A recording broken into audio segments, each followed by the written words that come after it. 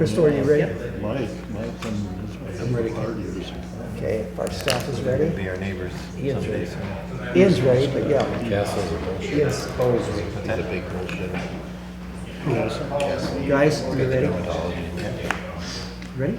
He's a big bullshit? Yes. That's a, Mr. Hale, that's a Mr. best Lucas, MD field. Because your patients. Mr. Lucas, get better. Mr. Hill, you guys ready? You can take time. I know, it's okay. We'll just be here till midnight. No, it's okay. That's what I'm saying. Yeah. Okay. What's the date, July? We'll now call to order the town board regular meeting for July 8th. And if we could please have Crystal, the town clerk, call roll. Mayor Christy Melendez, Mayor Pro Tem Ken Bennett, Here. Miles Baker, Barry Wilson, Here. Paul Rennemeyer, Here? Tom Jones, Here. David Sosowski. Here. Thank you. Review of agenda by the board, and are there any addition of items of new business to be recommended for consideration? If not, I would seek a motion and a second for approval of the agenda. So moved. Second.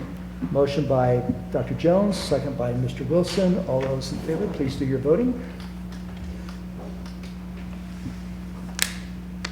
And the vote is unanimous. Mr. Bennett, I would recommend we still do the Pledge of Allegiance. I would recommend that also. And it is Dr. Jones's turn to lead us in the pledge. I pledge allegiance to the flag of the United States of America and to the republic for which it stands, one nation, under God, indivisible, with liberty and justice for all.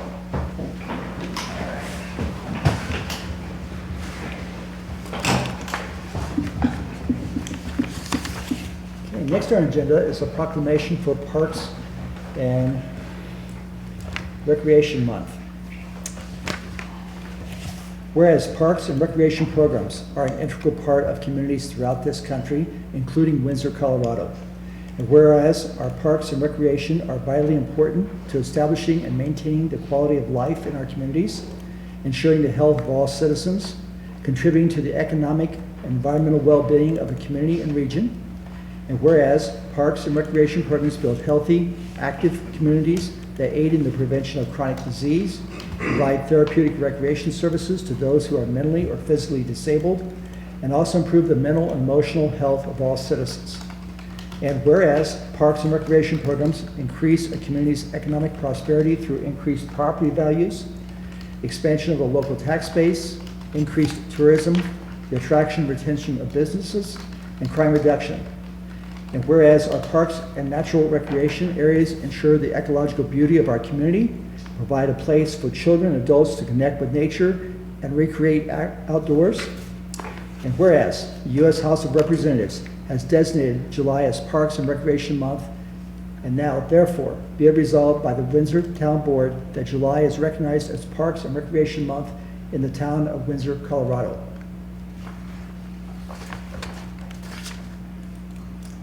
Okay.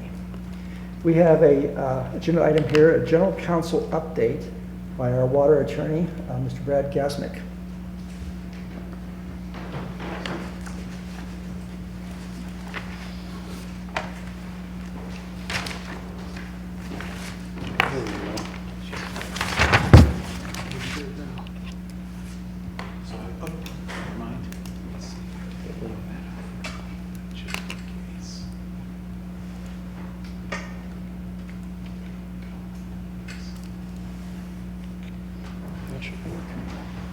Good evening, Town Board. I am here tonight to talk to you about a change of use application that the town is presently prosecuting in water court to change shares in the Greeley-Loveland Irrigation Company system. A little bit of history. Back in April of 2017, the town entered into a water dedication agreement with the developer of the Raindance development, whereby the town would accept for dedication 34.25 shares of Greeley-Loveland Irrigation Company, 1.5 shares of the Seven Lakes Reservoir Company, and 9.75 contract rights in the Greeley and Loveland Reservoir Company.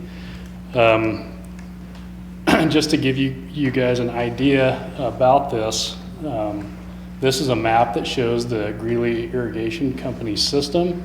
It includes what's known as the Barnes Ditch, which diverts on the Big Thompson River on the west side of Loveland.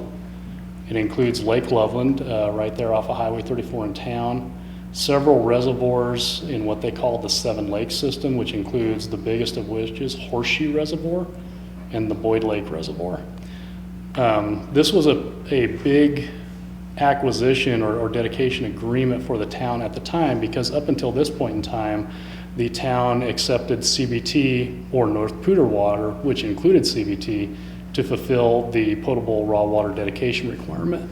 So this was the first native water, and when we say native water, it's water that was diverted and historically used in the South Platte River Basin, this being diverted off the Big Thompson River, that the town would accept for dedication.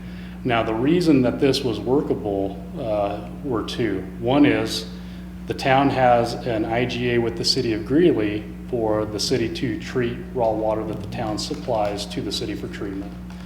Historically, that's been CBT water, which Greeley can treat at what's known as their Bellevue plant, which is on the Cache la Poudre River, but they also have a treatment plant off of Boyd Lake, which can take delivery of Greeley-Loveland system water.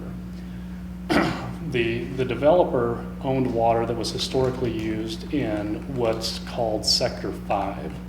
And that was important as well because the return flows from Sector 5 accrue to the Cache la Poudre River right here in the area of town. And so the town had water supplies that it could use to ensure that those return flows from the historical irrigation in this area were replaced when those water rights are changed from irrigation to use by the town in our water system. So other parts of the Greeley-Loveland system have return flows that accrue either to the Big Thompson River or to the South Platte River, and the town doesn't have a way to make those return flows, but we do have a way to make return flows for water that was historically used in Sector 5 because they accrued to areas where we could replace it with Kern water or with Kiger water, are the two primary sources that we can replace those return flows with.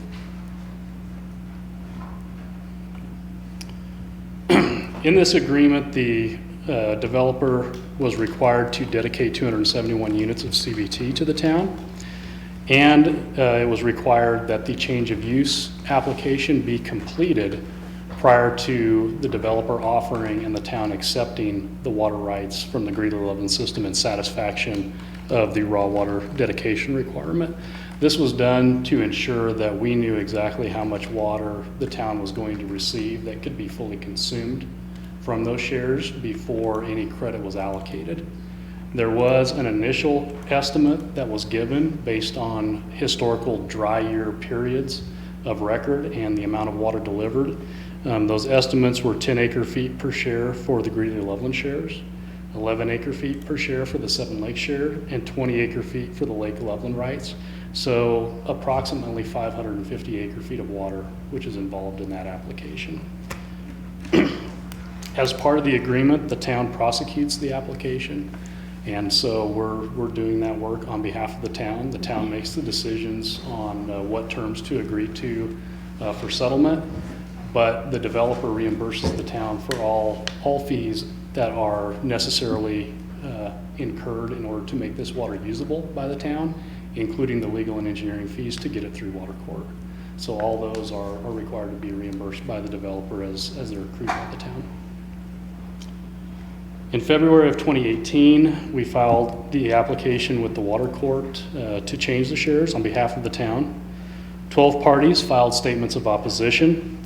The most active parties include the City of Loveland, City of Evans, City of Greeley, the Greeley-Loveland Irrigation Company, United Water and Sanitation District, which owns the Surfer Pit or is one of the owners of the Surfer Pit, and the Northern Water Conservation District. So they are the most active objectors in the case. The issues that they've raised are not major. I'll back up and preface this by saying the Greeley-Loveland system was changed by the City of Greeley on a system-wide basis. And so a lot of the terms and conditions And the quantification that was done to change the shares has already been decided by the court in a 1987 case that the city of Greeley prosecuted.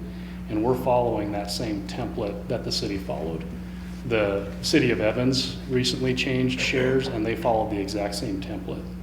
One of the biggest issues involved in the case involves the city of Loveland, and it deals with some rights that they own that are diverted within the Greeley and Loveland system. In order to get that settled with all those parties, it's likely that we're going to have a multi-party meeting involving the city of Greeley and Evans, the Greeley Loveland Irrigation Company, and the city of Loveland to work out a settlement that is agreeable to all those parties who have an interest in the Greeley and Loveland system. We can get into details at another time. It's probably not good to talk about the details of those issues in open session, but it's not anything right now that I see is going to end up in trial. I think it's just going to take coordination of multiple parties to get that issue settled.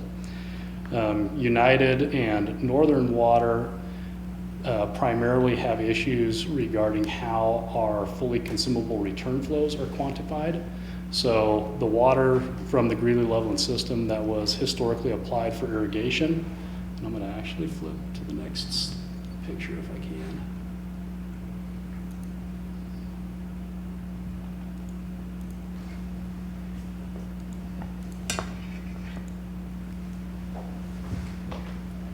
So this is an aerial that shows the farms historically irrigated. Let's shrink that down. So this is Highway 34, County Road 17 here, and these are the farms here that these shares were historically used on. So the water that was applied for irrigation on these farms, part of it was consumed by the crop on those farms. And when we take this water through court, we will be entitled to fully consume the water that was historically consumed on these farms. The first use of this water as it goes through the town's municipal system will only be a fraction of that consumption. So as water is either applied to lawns or is discharged from the wastewater treatment plant, part of that water we will still have the right to consume. We have to quantify that. And so questions by United and Northern Water are mainly related to how that will be quantified. The other issue that's been raised by those parties, as well as Greeley Evans and the Greeley Loveland Company, has to do with the land that was historically irrigated. Now, back in 1987, when the city of Greeley changed their shares in this company, they did it on a system-wide basis. And they, in effect, did an inventory of all the lands that were historically irrigated under the Greeley-Loveland system. The decree in that case has a specific number of lands irrigated in what is known as Sector 5, and it was around 1,200 acres. There was an exhibit that was attached to that decree that used circa 1987 GIS technology. And when you try to recreate that exhibit, you get about 1,100 acres. And so there's a discrepancy in the exhibit versus what the decree says. We've had our experts go back and they've basically recreated a map that shows the acres that were actually historically irrigated. And the acres that we come up with are like within 5 acres of the decreed number. And so the text of the decree is correct, but we have to convince all the objectors that because some of this land is outside of that area that's shown on that exhibit, that it was still inclusive within what was decreed. And we think we can do that. We've just got to take the time to bring the objectors along to show them that the decreed number is correct and that we can actually recreate how that decreed number was developed. The history's there. The dedicator of the rights has an extensive history of the area and knows how this water was used, and so we have the facts to help us recreate that and show that to the objectors. But anytime you're dealing with a decree that is now going on 30 years old or over 30 years old, you're trying to recreate a little bit of history, and that takes some time. And so City of Greeley wants to ensure that we're not claiming any dry up that they claimed and relied on, and other objectors want to make sure that there's no expansion that's involved there. We've got the information. We're in the process of working through that, but that's the last and final, what I would characterize as big issue. As I stated, none of them are really insurmountable, in my opinion, and I think that we will be able to work through those. As I stated, the application was filed in February of 2018. Earlier today, the case was re-referred from the water referee's docket to the water judge's docket. And what that means is now we will get a firm set trial date, which I anticipate will be sometime within the next 12 to 18 months that we will be set for trial. And so at that point in time, we'll either go to trial on this case, or the more likely outcome is we'll have it settled prior to trial. But that provides a firm end date for when this case will be completed, and a decree changing the shares for use by the town will be entered. In between now and then, the judge will set case management deadlines, which will include some mandatory back and forth correspondence between us and the objecting parties.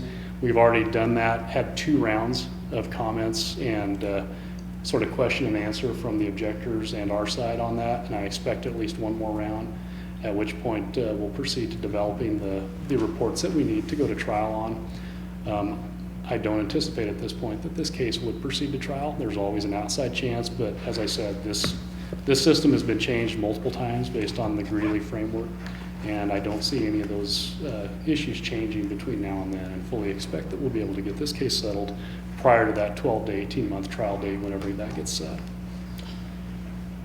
That's my update on the Greeley-Loveland change. If you folks have any questions, I'd be happy to answer them, or any other additional information that you're looking for on this. Mr. Selesky? Yeah, just a quick question, because I think initially you referenced 3 different shares that are kind of being Yes, sir. adjudicated at this time. And they're all handled in the same case? That's correct. They're all part of, so all the shares in those separate companies, and they were the Greeley-Loveland Irrigation Company, the Seven Lakes Reservoir Company, and the Loveland and Greeley Reservoir Company. All of those shares represent different rights to different water rights within the Greeley and Loveland system. Yes. So for example, the Loveland and Greeley Reservoir is actually water out of Lake Loveland. Seven Lakes Reservoir is water out of the reservoirs that I pointed out, the biggest being Horseshoe. And then the Greeley and Loveland Irrigation Company includes water stored in Boyd Lake and direct flow water that's diverted on the Big Thompson and delivered through the canal. Water from all 3 of those companies were historically delivered through the Greeley and Loveland Canal. So they were all commingled within that one ditch and delivered to the various shareholders to their farms under that ditch. And because they are a system that was commingled, then we're changing them all in the same case, because the historical use was all in the same location, point of diversion is the same, and the method for delivery was the same. And I think, but I'm not positive, that they're also controlled by the exact same board on all 3 companies, even though they're separate companies. There may be a little variation, but for the most part, it's the same board. Thank you. I had 2 questions. 12 objections, is that unusual? Now, I've heard that it's not unusual to get a dozen objections, and if sometimes they are procedural or just double checking information. So is this unusual, or? 12 objections is not unusual. It's actually, for the amount of water that's involved Yeah. here, the 550 acre feet, that's actually small. That's what I thought. We generally deal with cases where we have 20 to 30, and I've actually had a case where I've had over 70 objectors. And so in the water world, 12 statements of opposition is not a lot of statements of opposition. Most of the folks who are in the case are in there to double check the Cache La Poudre water users, New Cache, the Thompson Water Users Association. Many of them, because it involves water diverted from rivers that they have an interest in, they want to see the terms and conditions that get proposed. And for the most part, other than the 6 parties that I stated, we've got very little, if any, comment or questions from. And so I would say of the 12, half are actually active. The other half are just looking to see what happens in the case. They don't have an active vested interest that they're trying to protect. Then my other question, unless you guys have more, is an 18-month wait period yet, 12 to 18 months, consequence to the town in that? No consequences to the town. I would think that the sooner the case gets done, the sooner the developer can actually dedicate the shares to the town. The case has been pending now for about a year, and generally what we've seen in water court is for cases to get done within about 3 years. And so this one will actually be done, within 2 to 2.5 years, most likely. So it's likely going to get done quicker than most cases. Trial date is going to be largely dependent on the court's docket, and the 12 to 18 months is my guess based on other cases that I've seen him set recently and where those settings have been. So I anticipate that the first opening on his docket is going to be somewhere within that 12 to 18 month time range. Yes. To follow up on that a little bit then, I'm just curious because obviously this is related to rain dance primarily, and it's under construction. I mean, people are buying houses and moving in there. Presumably they're going to, in the very near future, be watering their lawns, turning on their taps. And yet the water, what's happening between now and the actual dedication of the water? Until the water is dedicated, there won't be taps issued based on this water. Yeah, so Mr. Lynn had CBT units and other things that he's dedicated to the town for the current development.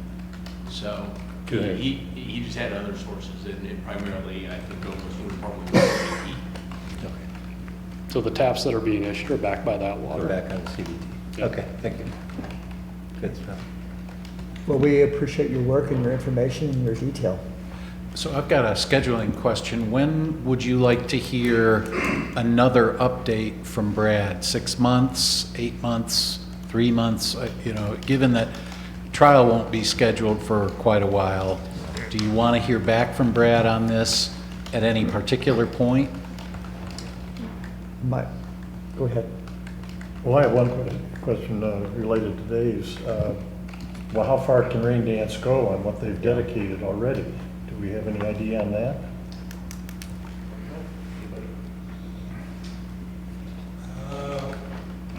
They can probably go a little bit longer. I think they still have a little bit more CBT than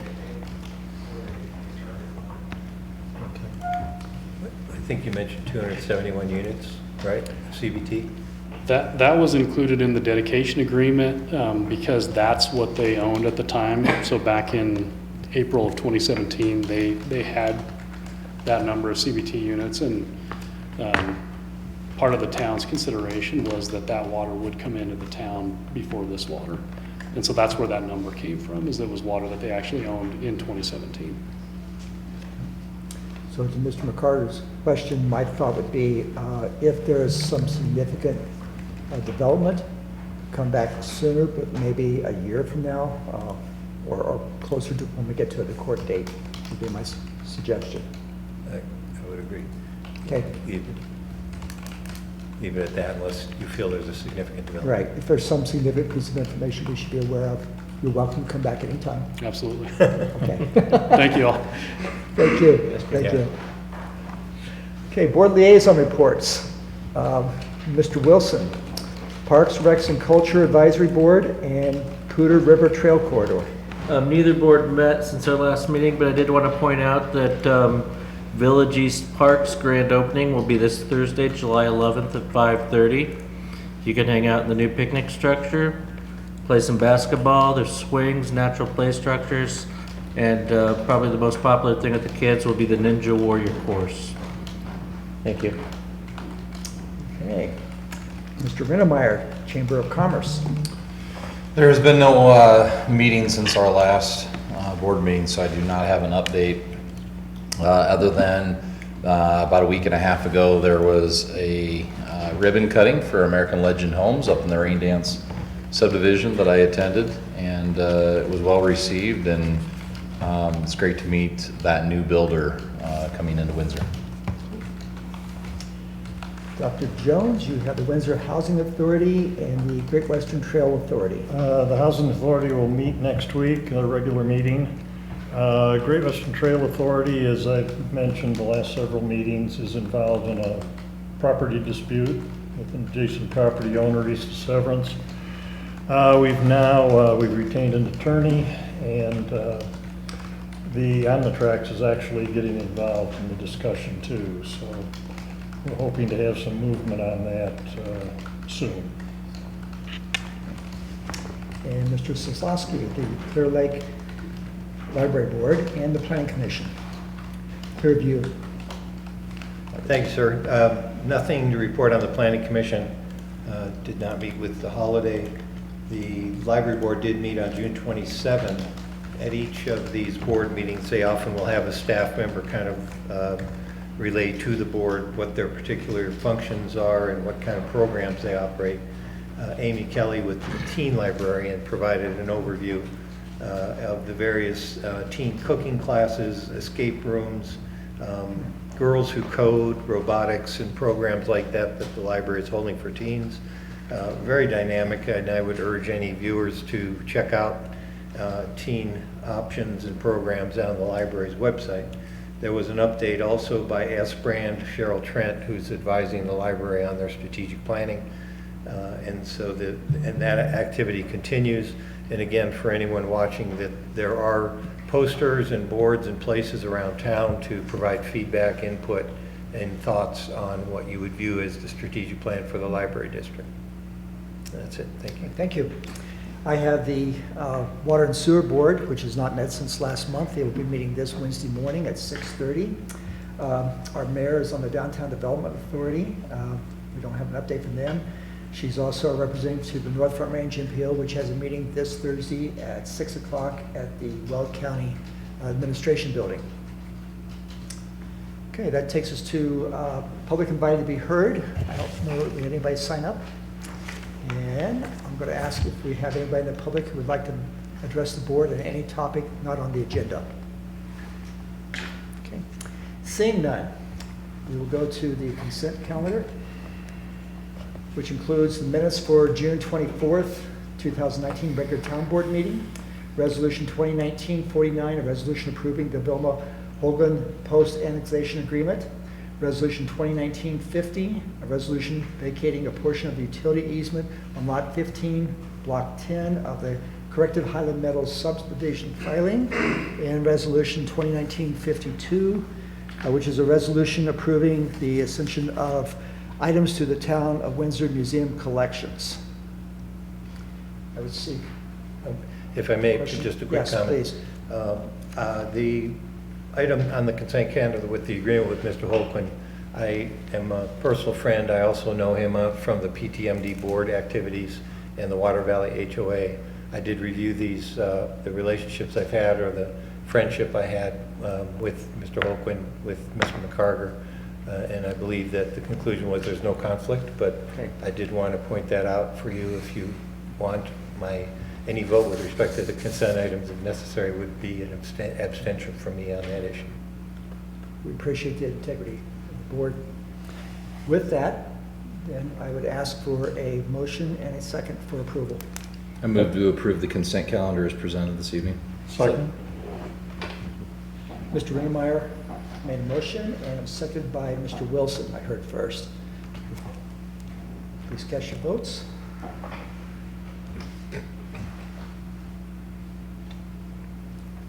And the motion carries. Consent calendar is approved. I just got my computer back on. Okay. Board action. Item number 1 is ordinance number 2019-1590, repealing and adopting by reference the 2018 International Building Codes. This is second reading. Legislative action. Presentation by, it looks like, Ms. Emil. Yes, I'm filling in for Scott as he's on vacation tonight. This is second reading on the ordinance adopting the new building codes and the International Energy Conservation Code was the big change between the first reading and the second reading.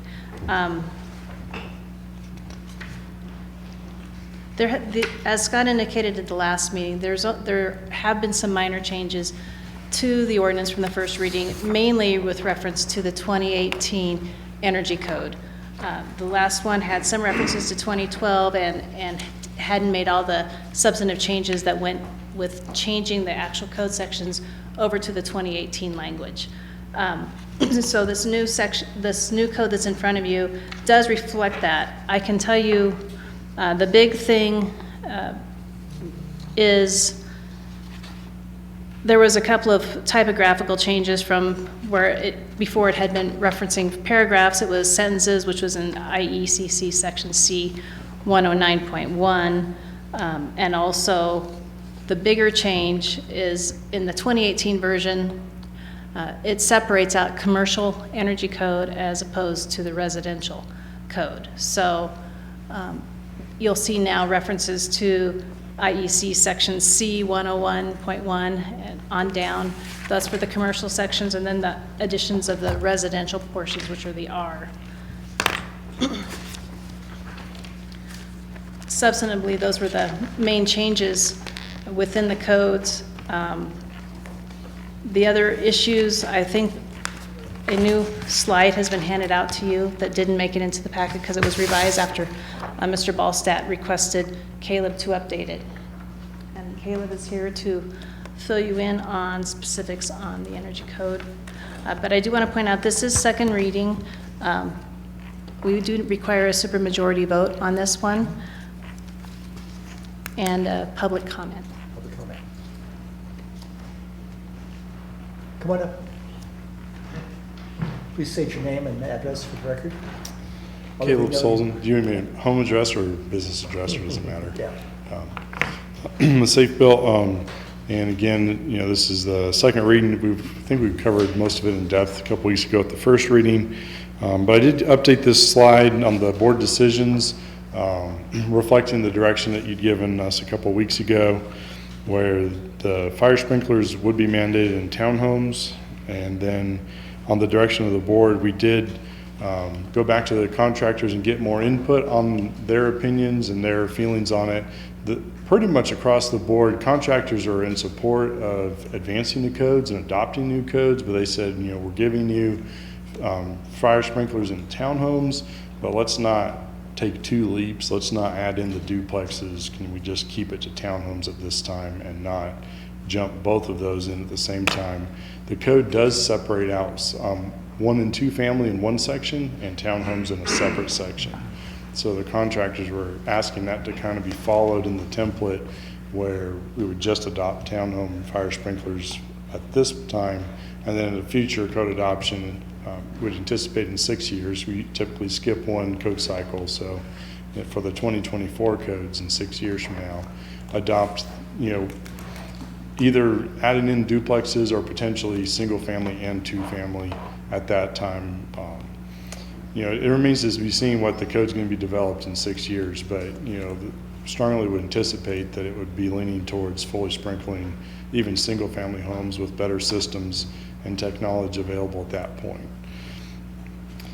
So again, based on the discussion and the request to meet with the contractors and getting their input, in the draft ordinance here for second reading, it is drafted with fire sprinklers being required for townhomes, but not for 1 or 2 family residences. Again, if the board so wishes, that could be amended on the vote tonight to include that incorporation of requiring sprinklers for townhomes as part of this adoption.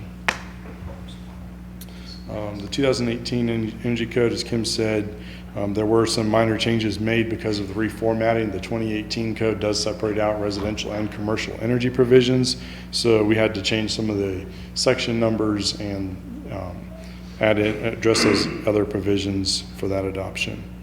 The reclaimed gray water systems, the town was selected not to enforce those or adopt those, and then on the floor alternative fire protection, with the 3 options to enclose a furnace room rather than protect the entire floor, the board indicated approval of adding those adoptions as an alternative. So those were the main decision points that we had come back with the amendments to the original first reading of the ordinance. Are there any questions? Yes, sir.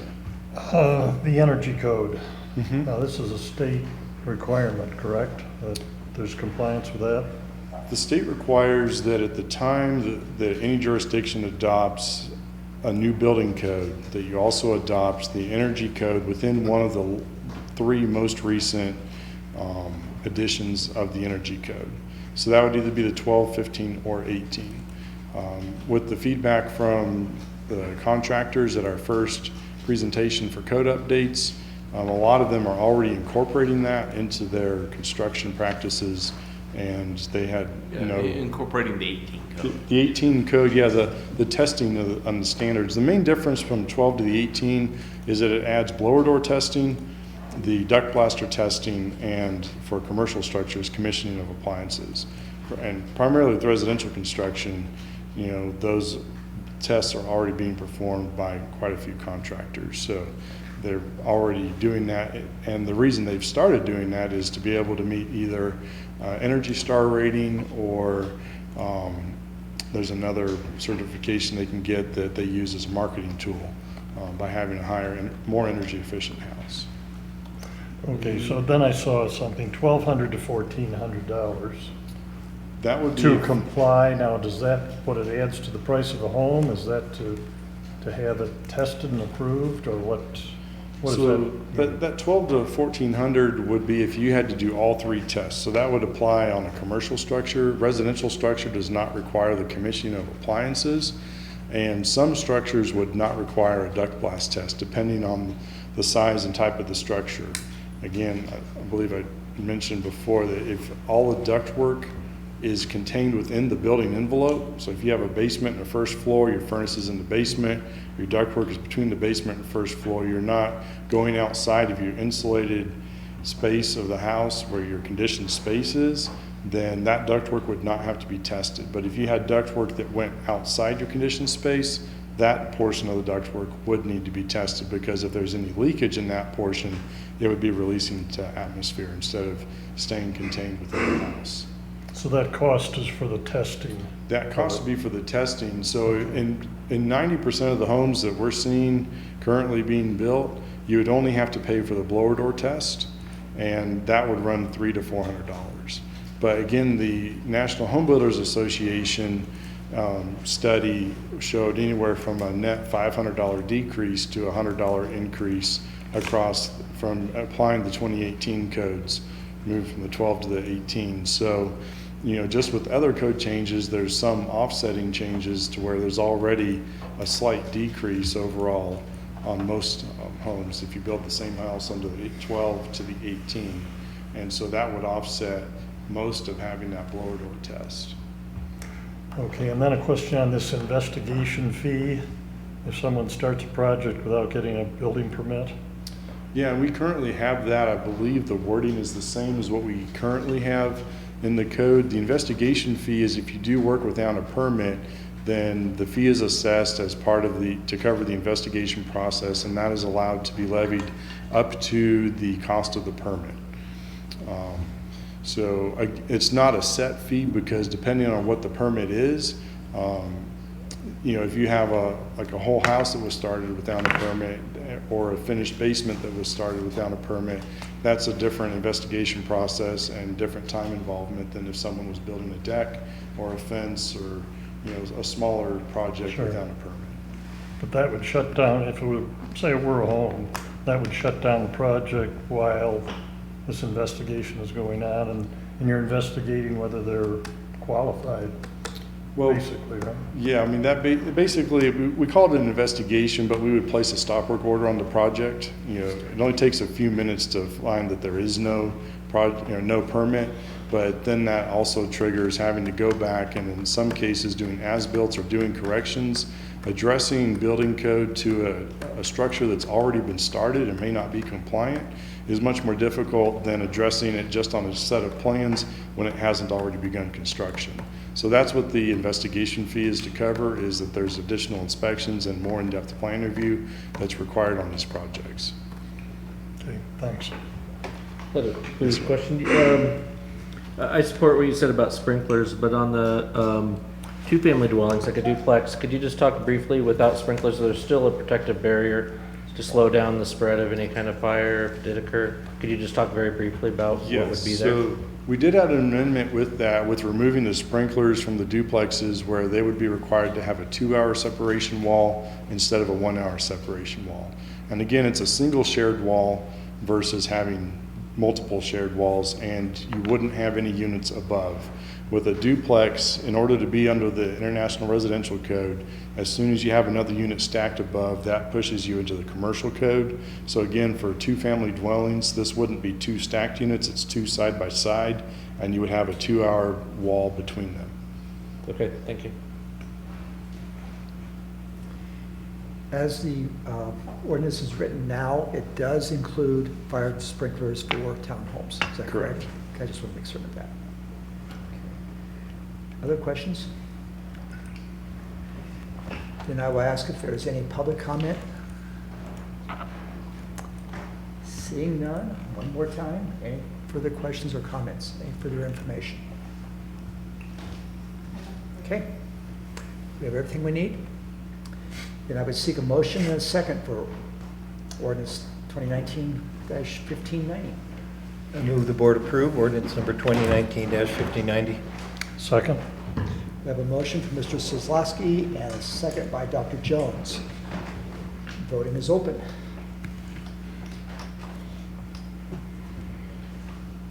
Passes unanimously. Okay, item 2 on the action, resolution number 2019-51. A resolution for commitment for a GOCO Connect grant. This is legislative action, and staff presentation by Mr. Lucas.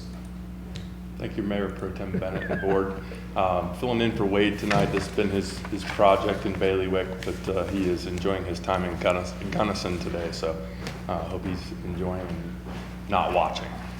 Before you tonight, as Mr. Bennett said, there's a resolution for support of the Poudre Trail connection grant that we are intending on applying for in conjunction with Larimer County, Fort Collins, and Timnath.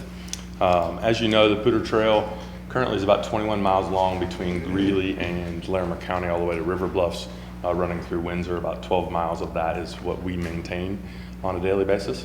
There's about 5 miles of gap between trail connection west of I-25 in Fort Collins and the River Bluffs location off of Jacoby Road, where the trail currently ends.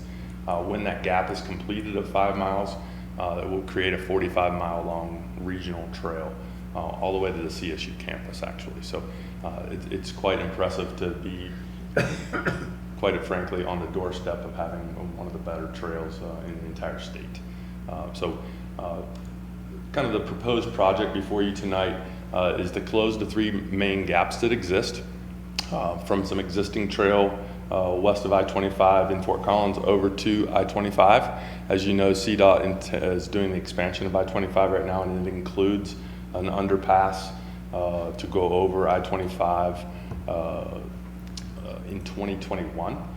Then from about County Road 5, where the Poudre Trail ends near Timnath, over through the whole town of Timnath, then begins to turn south into unincorporated Larimer County.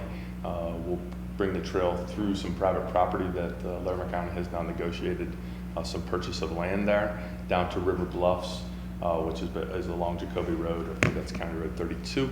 And then our part of the project is an expansion. As you know, it's budgeted in this year's CIP project is to loop from a parking lot off of County Road 13 at Kiger over to the River Bluffs property.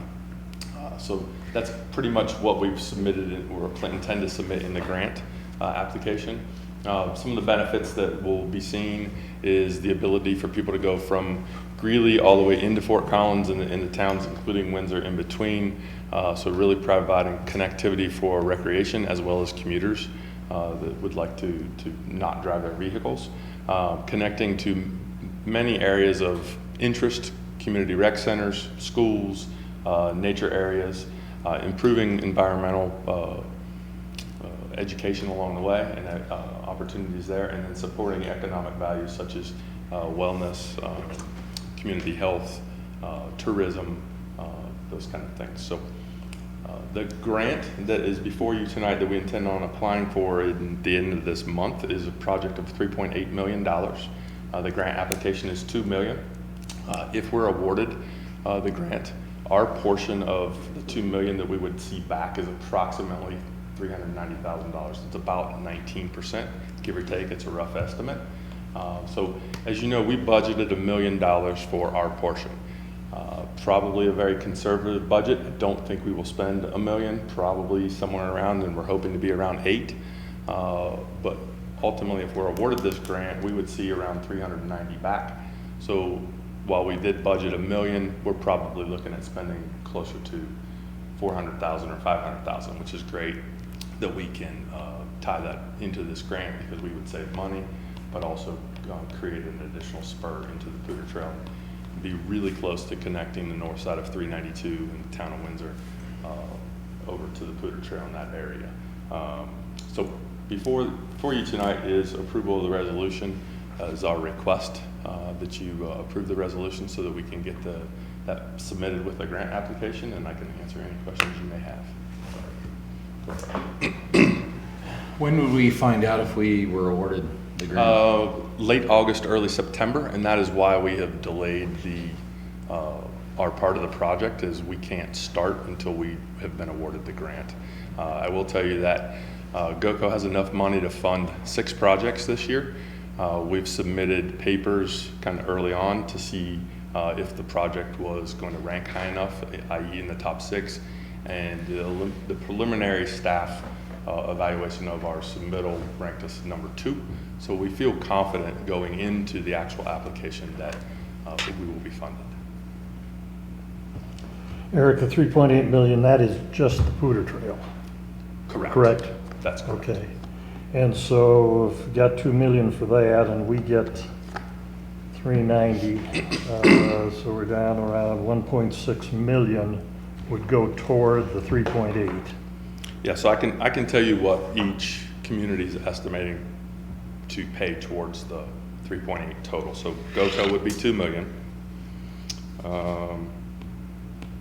Larimer County is 355,770. Fort Collins is 857,561.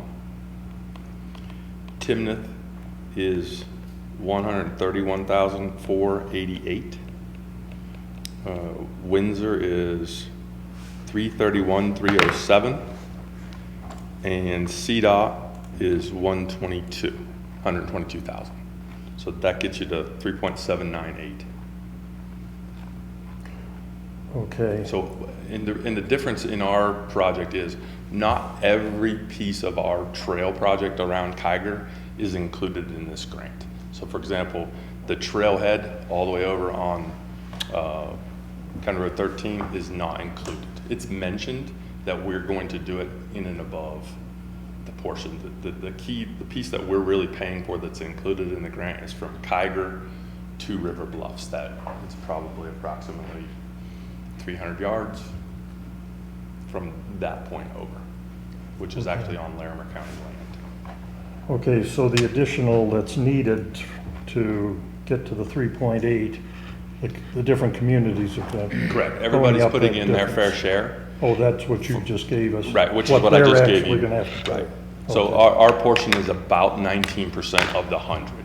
If you said 3.8 million is 100%, our portion is about 19%.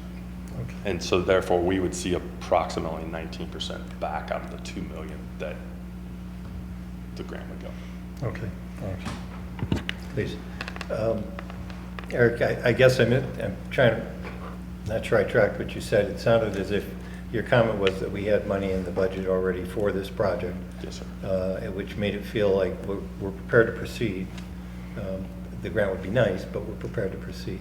But then I heard, I guess based on the question when we might find out, September, October, you said because we won't start anything until we get the grant. Right. So we could have already bid the project and quite possibly have completed it to date in 2019, but because we knew, and the big trigger of this was the underpass for I-25. Mm-hmm. When that happened, all the communities were like, we need to have this trail done, or in process, so that when the underpass is there, the community users are gonna wonder why there's an underpass, but I can't use it because there's no connection. All, you know, from River Bluffs into Fort Collins. So we were trying to get ahead of the game. Windsor was a little ahead already because of the project that we have in the budget this year. When we got together, it was, let's hold off so that our money can also be part of the match that's needed for the grant. And so we could have built it today, but we've delayed. We will go to bid in August and have a contractor sitting there shovel ready, so that hopefully if we're awarded the bid or awarded the grant in September, when we're given notice, we can then get the project done, hopefully before the end of the year, weather permitting. And if we aren't awarded the grant? If we aren't awarded the grant, we're still going to do our project with the money we've budgeted, again, trying to get it done in 2019. Only our portion? Our portion, which So is... the other communities, it sounds like, are not? Correct. They're not prepared to do it all without the grant. Okay. So are none of the neighboring communities doing anything then as well? Everybody has to wait for the grant? Everyone must wait for the grant. The only thing that's occurred is there are agreements with Larimer County and some private landowners to purchase property that for many, many years, Larimer County was told, no, we don't want to sell the property or give an easement. And I think that the I-25 underpass has kind of opened the door, and now those folks are amenable to putting the trail there. At what point during the project is the grant paid out if we are awarded it? Do you know at what? I don't know that off the top of my head, but I can find that out and get that to you. Is it once it's invoiced by the GC, or? I don't know. Okay. Mr. Lucas, I have a question. Sure. Since we're going to be spending money, even if we get the grant, Mhm. I think I know the answer is there a reason why we can't start some preliminary work? Since we're going to be doing work. We have we are ready to go to bid. So we've already done that leading up to 2019 and a little bit into 19. We've got all of our design done. We have construction documents ready. So we're literally shovel ready, waiting to go to bid. Okay. That's where we're at. We can't turn any dirt. We could bid the project right now if we wanted to. We're just waiting till August. Okay, to bid the project. bid the It doesn't make project. any sense to even start Right. some construction Correct. piecemeal. And we can't. If we did that, then our portion of the grant Okay, would not be that's what I accepted. thought. I just want to be certain that, you know, by September, October, I always think there might be Yes, some absolutely. snow And there's a it little just bit of gonna risk delay there. a year before we But, get done. as Okay. I had some conversation with Okay. Shane and Wade, the ability Gotcha. to see almost $400,000 back Oh, was absolutely. worth the risk of Waiting a year. if we end up with bad weather and we have to trickle into 2019, it was worth getting Right. that much money I back. just want to be certain. This is legislative action, was resolution. Do we take public comment? You are not required to. If there is any public that wants to make a comment, you're welcome. You guys are public also. Okay, seeing none, we do need a motion, right? Correct. We need a motion, a second for approval of resolution number 2019-51. Mayor Pro Tem Bennett, I move that we approve resolution number 2019-51 as presented. Mayor Pro Tem Bennett, I second that one. Motion by Mr. Wilson, second by Mr. Zaslowski. All in favor, please vote. If you're not in favor, don't vote. Thank you. You're welcome. Thank you very much. I see why Christie has fun up here. Okay, communications from our town attorney, Mr. McCarter. Nothing further. Okay. From town staff, Mr. Wagner.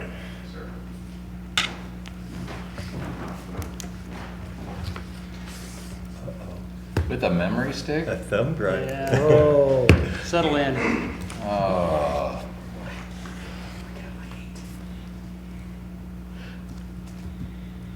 So I wanted to update you this evening on the roundabout at 7th and New Liberty, and specifically the costs. So I put together some notes here that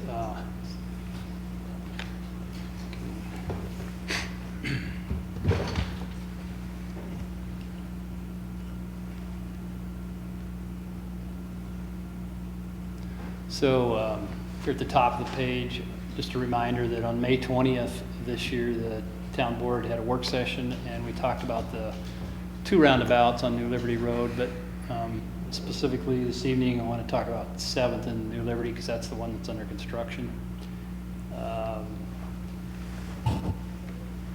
It's not blowing up too well.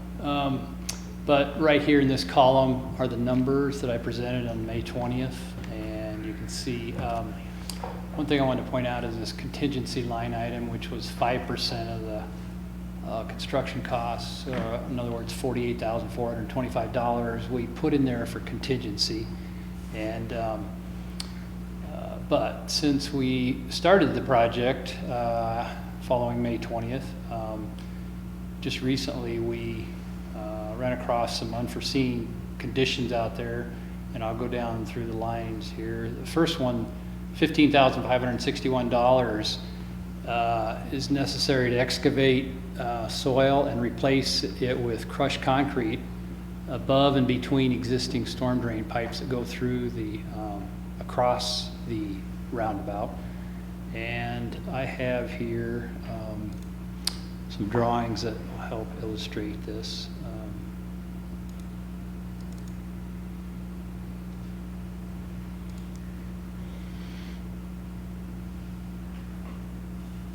So the pipes that I'm talking about, there are 5 of them that are existing.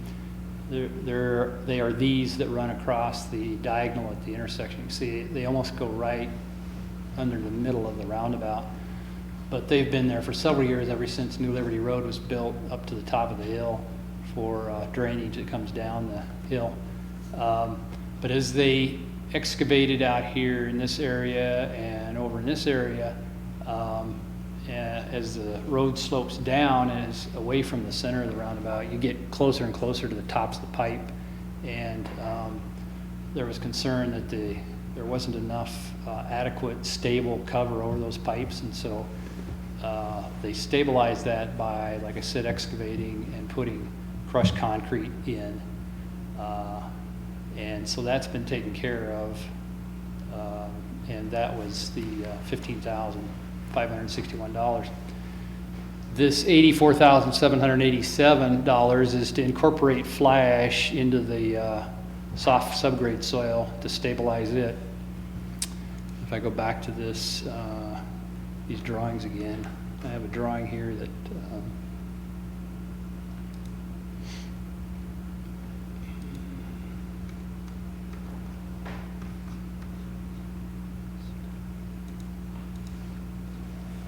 this drawing, this is the demolition drawing, and so the shaded gray area is the area that was asphalt was demoed to start the project. And pretty much this entire area you see shaded gray when they got it opened up, the asphalt removed.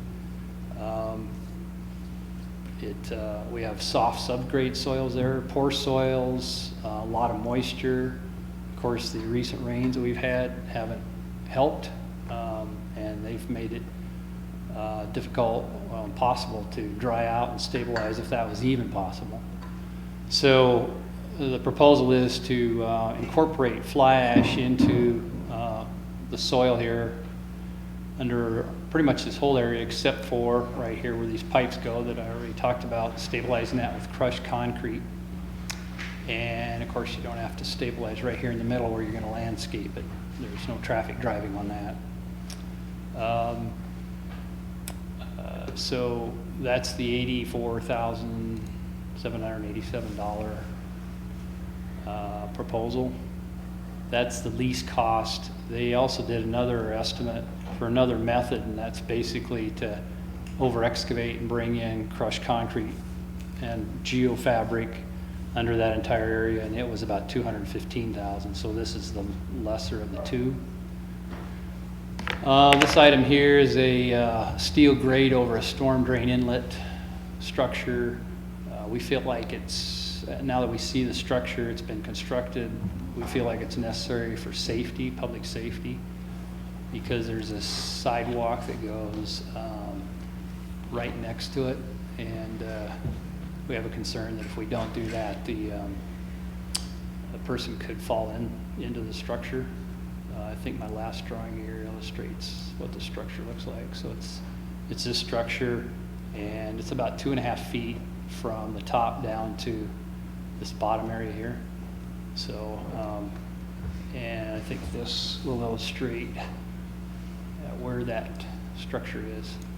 So it's this structure right here, and this is public sidewalk. So the public sidewalk goes right next to it. And so our concern would be somebody step off of that and fall 2.5 feet into this box. So we thought it was wise to put a grate over the top. And then the last item, $3,964 to add a manhole in the storm drain pipe to facilitate connection to the existing structure. This drawing, I can point that out. It's this new storm drain pipe right here, which is to dump into this existing large structure where the 5 existing pipes come into. When they excavated this, at the end of this structure where this pipe was supposed to enter, they discovered that it wasn't actually constructed quite like you see here and that you would normally expect. Normally you would think they would build a rectangular structure. In fact, that's what the original drawing showed. But in fact, this end of the structure was not squared off like that. It was a weird triangle.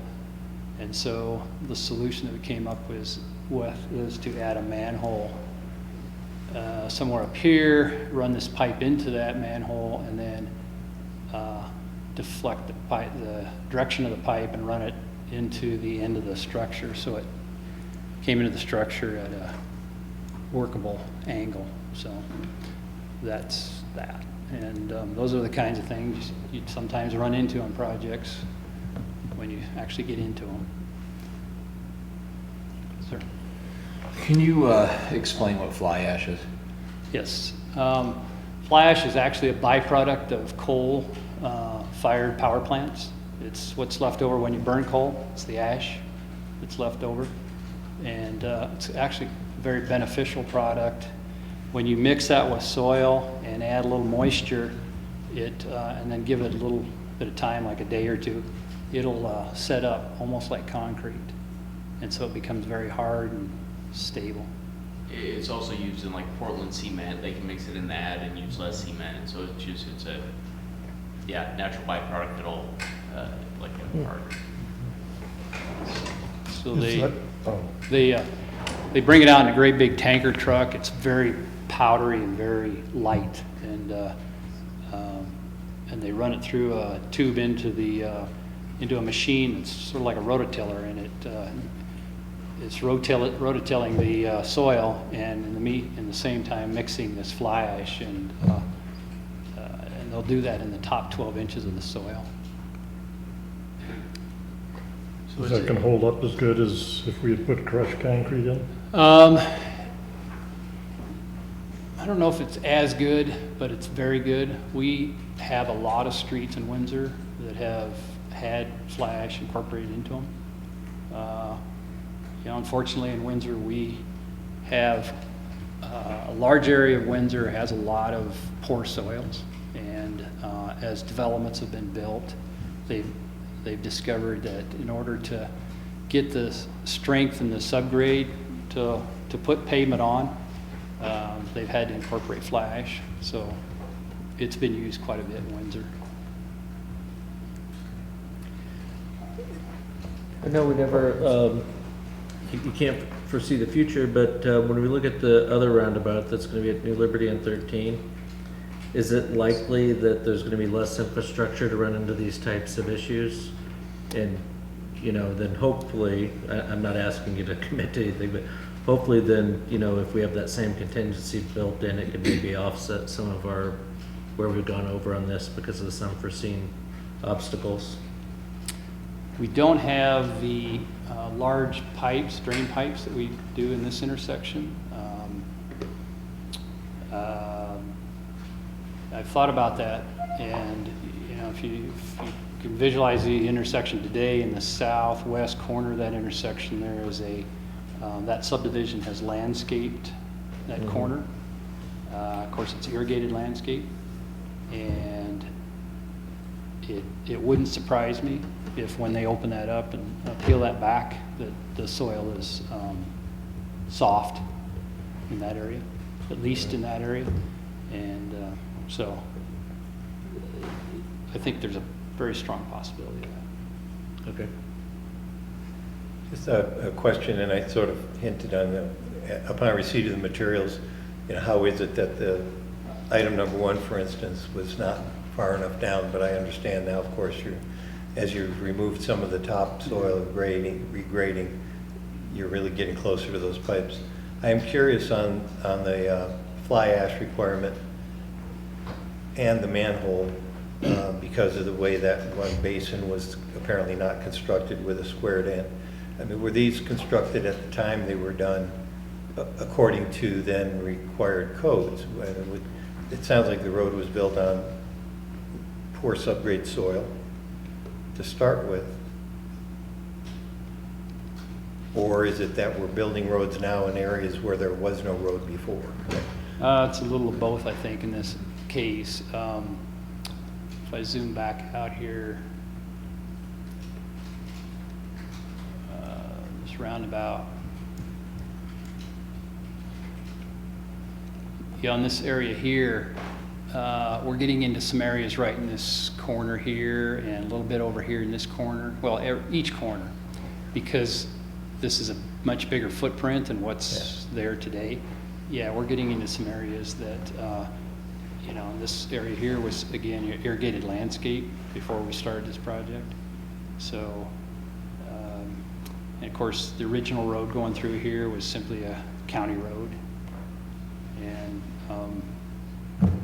I think we're fortunate that the road held up as long as it did, given the soil condition that we're finding out in some of these areas here. But Increased traffic, though. and again, it hasn't helped that we've gotten a lot of rain this spring.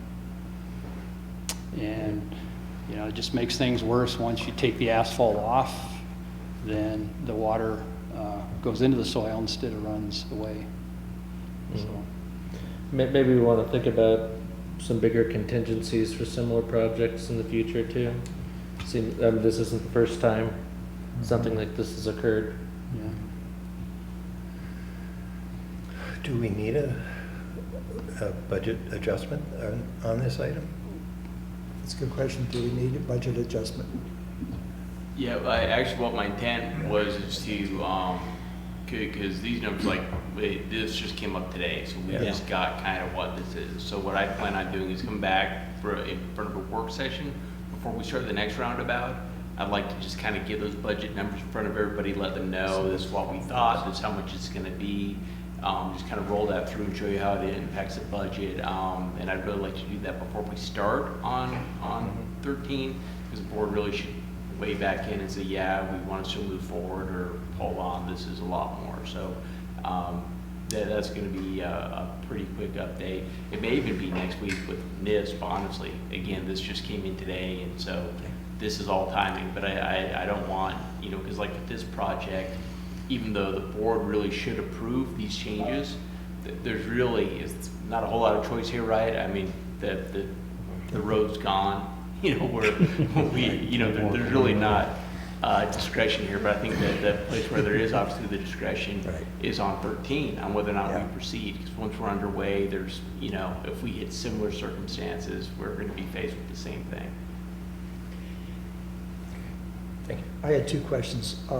One, I believe I know the answer to this, but there was probably no way, the cost has gone up significantly since we first started talking about this project. My understanding is there was no way to have anticipated all this until we actually started digging. Yeah, I would say the soils, unless we were have taken a lot of time to do soil exploration before the project. And I guess looking back at, say, the structure that I was talking about here, if someone were to have exposed that and taken a close look at that, then I guess that could have been anticipated and maybe with some time, somebody would have picked up on maybe this is a safety hazard here. But if you remember that this project was pretty quickly put together project.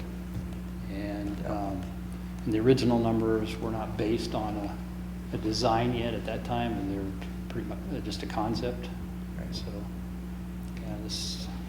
And my second question is, just to confirm that even at the present estimated cost is significantly less than what we have done on previous roundabouts.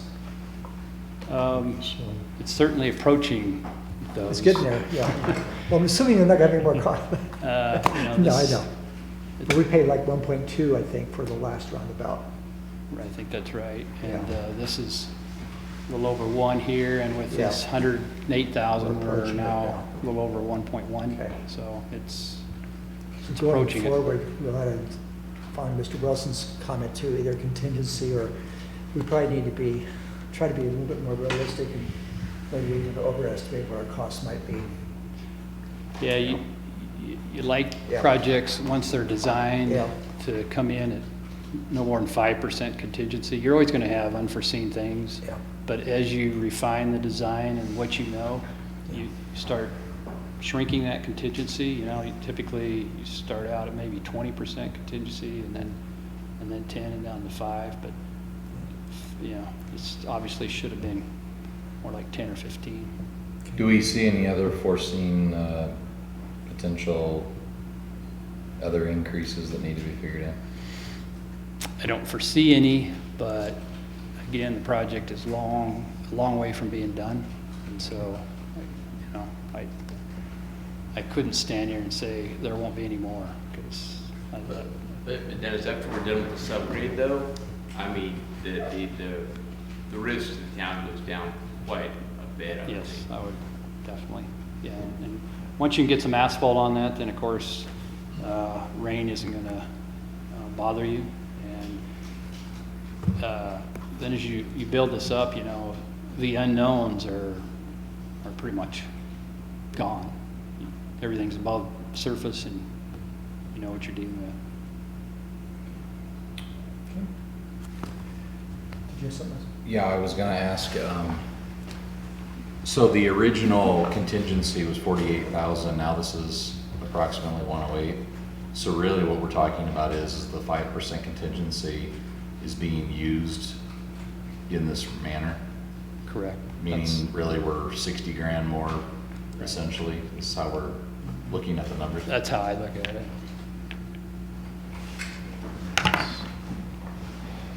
Okay. Other questions? We thank you for the update. Thank you. Sorry didn't have better news. No, appreciate it. Thanks a lot, Dennis. Really appreciate being kept up. Dennis will not be around for the 13. Well, I think there's a policy that you can't retire until you finish the project. I mean, because you're gonna be on the beach and. Project has to be finished on time and under budget before you can retire. Keep your phone handy. That's a rule. Okay. Communications from town staff. Mr. Wagner, anything else? Thank you. Mr. Grasmick? Ms. Emel? Ms. Malone? Mr. Lucas, you've had your chance. We're done. No. Well, anything else? No, sir. And Chief Clement? I have no things.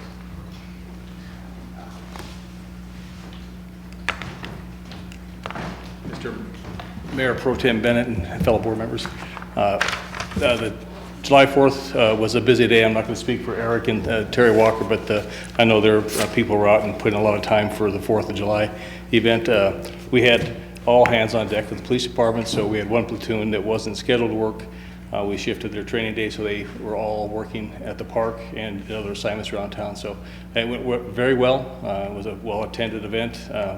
Minor problems, nothing to be expected. So it was a well-done job. And soon you should be getting information on the National Night Out as we get ready for that coming up soon. And we're gearing up for Labor Day events. So that's about it. Thank you. Mr. Hale? Actually, Chief took most of my thunder. I was just going to thank all the staff and everybody who came and worked the 4th. I think it went great. I think with as many people as we have in town enjoying our community, to have such a safe, enjoyable time with everybody. And I agree with the sentiments earlier at the work session. The fireworks themselves, the display was awesome. It was great. So I think another successful Independence Thank Day. you, staff, yeah, good job. We need a motion and a second to adjourn. Can I make it? No, there's comments from the board. No, Yep, here I everybody am. had yours. No, I wanted to pick up on that too. The display was wonderful. So Wade, I guess, was involved with getting the bid. It was a very nice display. Do we have a way to guesstimate how many people were at the park? It skipped him, and then Thank you for allowing me the opportunity. Can we start in 3 minutes? So, interestingly enough, normally we just, for 4th of July and other events, we just take some counts from staff in terms of just kind of guesstimates. This year we've installed Wi-Fi at the park. We have the entire grass area covered, so where people normally sit from the beach and the amphitheater back. And we have the ability to, people who connect to the Wi-Fi, we can count them. So that total was just under 27,000 people for the day. Now, there's some fudge factor there. For example, if you're at the park and then you walk out of that zone and then walk back in, we count you twice. So in terms of just number of people who hooked onto the Wi-Fi, it was about 27,000 people throughout the course of the day. Early staff counts were somewhere in the range of 5,000 to 6,000, but when we got the rain around 8 o'clock, most of that really dispersed the crowd a lot. Yeah. The interesting piece to that as well is that's at the park. I chose not to, and I've done this 2 years in a row, just to see where other places in town people are going. So I chose to go to the Public Works facility off of 15th with my family to watch the fireworks from that location. The high school field was full, the bleachers, there were people there, as well as down 15th Street from the Jacoby Street all the way to Public Works. So it's not only at the park, but it's other places around as well. So I would estimate probably 3,000 people in the park at the actual fireworks show, but that was condensed because of the rain. Sure. So. Well, it's good. Well done. Other communications from the board. Glad you reminded me, because I wanted to announce that the next round of water leader literate class, 50 applicants, 4 are from Windsor. Committee is meeting this Friday morning to do selections. I'm on that, and I'll certainly be looking out to represent Windsor, but also getting a regional balance from government and other institutions and organizations that deal with water. So I imagine we'll hear, probably make announcements early next week about who is in the next round of the water leaders class. Anything else? Now can I have a motion and a second? No? So moved to adjourn. Second. Mr. Rinnemeyer has motion to adjourn. Mr. Wilson has seconded. Voting is open. How long are you sitting? Thank you. Seriously, yeah.